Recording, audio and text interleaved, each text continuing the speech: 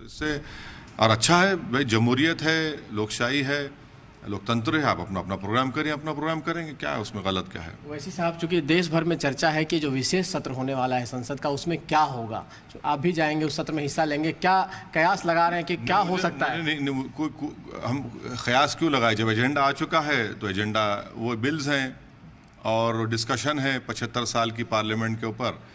अब सरकार अगर अचानक कुछ कोई चीज़ लाना चाहती है और स्पीकर साहब उसकी इजाज़त दे देते हैं तो तब उसी दिन पता चलेगा।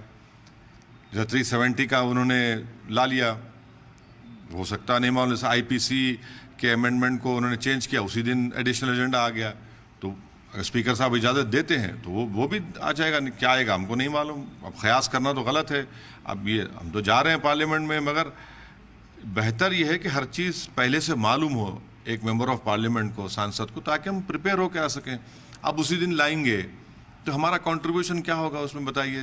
इतना जल्दबाजी में हम तो पढ़ भी नहीं पाएंगे, ना कुछ रिसर्च कर सकते हैं, ना कुछ सही तरीके से डिबेट में पार्टिसिपेट कर पाएंगे। मगर नहीं मालूम, वो तो स्पीकर साहब का इख्तियार है और सरकार अगर लाना चाहती है तो लाएगी। देखेंगे 5 दिन में मालूम हो जाएगा सब, क्योंकि लोग बहुत सी बातें कर रहे हैं, तो वो 5 दिन में पता चल जाएगा।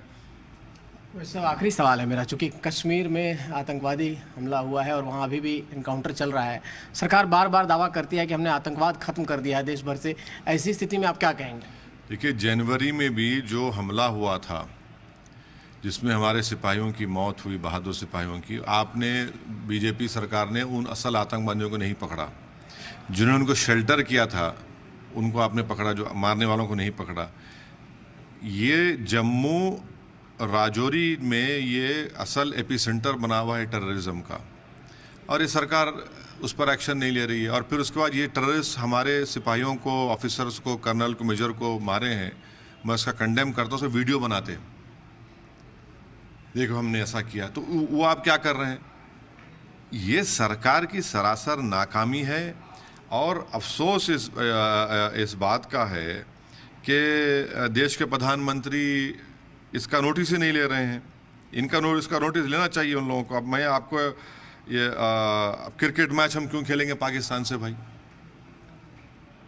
हमारा एक कर्नल मर गया, एक मेजर मर गया और एक डीएसपी मर गया श्रीनगर का। आप अगर बीजेपी की सरकार नहीं होती तो ये पूछती नहीं थी बीजेपी। आप और ऊपर से आप मैच खेल रहे हैं अहमदाबाद में, तो क्या प्रधानमंत्री जाकर देखेंगे cricket match, world cup match? वो मैच रद्द होना चाहिए आपका कहना? नहीं, मैच क्यों? आप बताइए ना भाई। अगर आप गलवान में, पूंछ में अक्टूबर में 9 अक्टूबर 2021 में 9 लोग मारे गए, राजौरी में अगस्त 2022 में 4 लोग मारे गए, कोकरनाग 2023 में 3 लोग मारे गए हैं। हम क्रिकेट मैच कैसा खेलेंगे? क्रिकेट मैच कैसा खेल रहे हैं आप?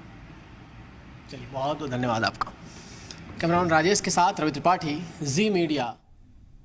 तो असदुद्दीन ओवैसी ने ये बड़ा बयान दिया है, साथ ही साथ जो एनकाउंटर कश्मीर में चल रहा है उसको लेकर भी सरकार को नाकाम बताया है, और ये भी कहा है कि जब हमारे जवान शहीद हो रहे हैं और दूसरी तरफ पाकिस्तान के साथ क्रिकेट मैच खेल रहे हैं, इस पर भी उन्होंने तंज कसा है मोदी हुकूमत पर निशाना साधते हुए। और साथ ही साथ पार्लियामेंट में जो खुसूसी इजलास बुलाया गया है उसमें बिल को लेकर क्या बिल लाया जा रहा है, इस तरह की पहले कोई जानकारी नहीं दी गई है, इस वजह से वो तैयारी नहीं कर पाएंगे, इस बात का भी उन्होंने जिक्र किया।